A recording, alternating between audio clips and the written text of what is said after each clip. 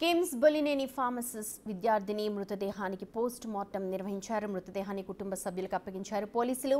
AGM Deepak లైంగిక వేధింపులు తాళలేకే రాజమండ్రి కిమ్స్ హాస్పిటల్లో ఆత్మహత్యాయత్నం చేసుకున్న మెడికల్ విద్యార్థిని 10 రోజులుగా వెంటిలేటర్పై చికిత్స పొందుతూ రాత్రి 2 గంటల సమయంలో కన్నుమూసింది. మరింత సమాచారాన్ని మా ప్రతినిధి శంకర్ అందిస్తారు. గత 11 రోజులుగా మృత్యువుతో పోరాడి ఎవరైతే బొలినేనికి సంబంధించిన ఫార్మసిస్ట్ చేస్తున్నారో 6 నెలల్లో విద్యనైతే కంప్లీట్ చేసుకోనుంది నాగాంజలి. అయితే సూసైడ్ చేసుకుని చనిపోవడం దీపక్ అనే ఏజీఎం తనని వేధిస్తున్నాడంటూ కూడా సూసైడ్ నోట్ రాసుకోవడం, 5 పేజీల సూసైడ్ నోట్ రాసి ఆమె ఏదైతే సూసైడ్ అటెంప్ట్ చేసిందో 11 రోజులు ప్రయత్నం చేద్దాం. సార్ చెప్పండి, అసలు చూసుకున్నట్లయితే అంజలి 11 రోజులుగా మృత్యుతో పోరాడి ఈ రోజు అయితే అసలు బాసింది. అయితే చూసుకున్నట్లయితే ఏదైతే ఏజీఎం ఉన్నారో ఆ ఏజీఎం తనని లైంగికంగా వేస్తున్నట్టు కూడా ఆరోపణలు చేశారు. అసలు ఎలా చూస్తారు సార్ దీన్ని? అంటే ఒక గురువు స్థానంలో అతను నేర్పించాల్సింది ఏంటి, అసలు చేసింది ఏంటి అనే దాన్ని ఎలా చూస్తారు? ఇది చాలా దుర్మార్గమైన చర్య అండి. అది అతను ఒక నరరూప రాక్షసుడు. మేము మీ పత్రికాముఖంగా కూడా తెలియజేస్తుందంటే బొల్లినేని యాజమాన్యాన్ని కూడా చెప్తున్నాం. అటువంటి నరరూప రాక్షసుని మీరు పెట్టుకోవడం వల్ల ఒక అమ్మాయి బలైంది.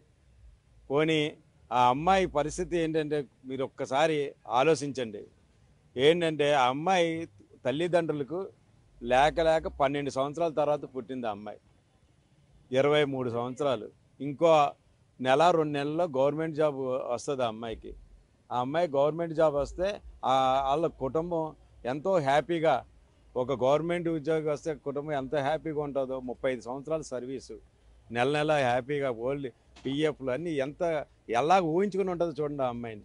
అటువంటి అమ్మాయిని దౌర్భాగ్యుడు దారుణంగా లైంగికంగా వేధించడం వల్ల ఆ అమ్మాయి ఈరోజు సూసైడ్ చేసుకుంది. అంతేకాదు తల్లిదండ్రులు వాళ్ళకున్న ఆ ఆస్తిని అంతా అమ్మేసి పిల్లల్ని బాగా చదివిందాం అనే ఉద్దేశంతో వాళ్ళు చేస్తే వాళ్ళ శోభ కూడా చెప్తున్నాయండి. ఇదే ఎలాగ ఉంటుందంటే చాలా ఆ మనిషి బలంగా కనబడితే మేమే చట్టాన్ని మా చేతుల్లో తీసుకుని ఆ దుర్మాన్ని చంపేయాలంత కసిగా ఉంది. ఎందుకంటే ఆ అమ్మాయిని ఇప్పుడే పోస్ట్ మార్టం నుంచి వెళ్తున్నప్పుడు ఆ అమ్మాయిని చూస్తుంటే ఎంత బాధేసిందంటే చాలా దారుణం అండి. ఇటువంటివి మన సమాజంలో జరగకుండా సరైన శిక్ష పడితేనే. ఎందువల్లంటే మేము కూడా గవర్నమెంట్ అన్ని విధాలా కూడా ఏదంటే పోలీసు వారు కూడా జస్ట్ 48 అవర్స్లో ఆయన పట్టుకోవడం, వాడి మీద ఎఫ్ఐఆర్లు చేయడం, అంతేకాకుండా వాడిని రిమాండ్కి పంపించేసి కస్టడీ కూడా కోరడం కూడా జరిగింది. కోర్టు వారు కూడా ఇమీడియట్గా ఆయన కస్టడీకి ఇస్తే ఇంకా ఈ అమ్మాయిలాగా చాలామంది బలైపోయిన వాళ్ళు ఉంటారు, వాళ్ళందరూ కూడా బయటకు వస్తారు. ఆ దుర్మార్గుని మాత్రం కఠినమైన శిక్ష పెట్టాలా.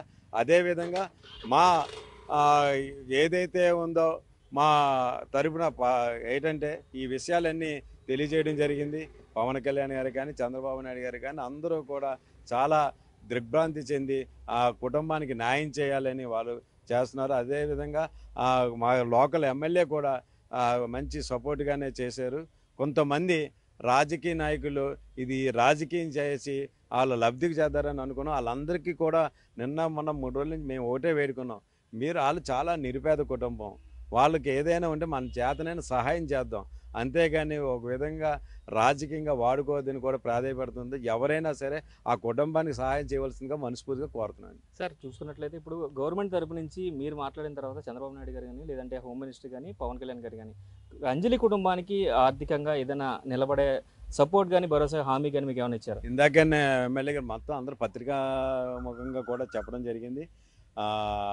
ఆల్రెడీ లోకేష్ గారితో మాట్లాడాను, లోకేష్ గారితో హోమ్ మినిస్టర్ గారితో మాట్లాడాను. కాంపెన్సేషన్ చేద్దాం, అది కూడా హోమ్ మినిస్టర్ గారిని వాళ్ళ ఇంటికి తీసుకెళ్ళి ఆ చెక్ ఇద్దామని కూడా అందరి ఎదురుగా కూడా మొన్న ఇందాక ప్రెస్ మీట్లో కూడా ఆయన చెప్పడం జరిగిందండి. ఇది టోటల్గా చూస్తున్నట్లయితే లేక 12 సంవత్సరాల తర్వాత పుట్టిన పిల్ల అంజలి, అలాంటిది 23 సంవత్సరాల వయసులోనే ఇలాంటి దుర్మార్గుడు దీపక్ చేతిలో బలి అవ్వడం అనేది శోచనీయాంశంగా చెప్తున్నారు. ఇప్పటికే దీని పట్ల డిప్యూటీ సీఎం పవన్ కళ్యాణ్ కానీ సీఎం చంద్రబాబు గారిని దిగ్భ్రాంతి వ్యక్తం చేసినట్లుగా కూడా ఆయన చెప్తున్నారు.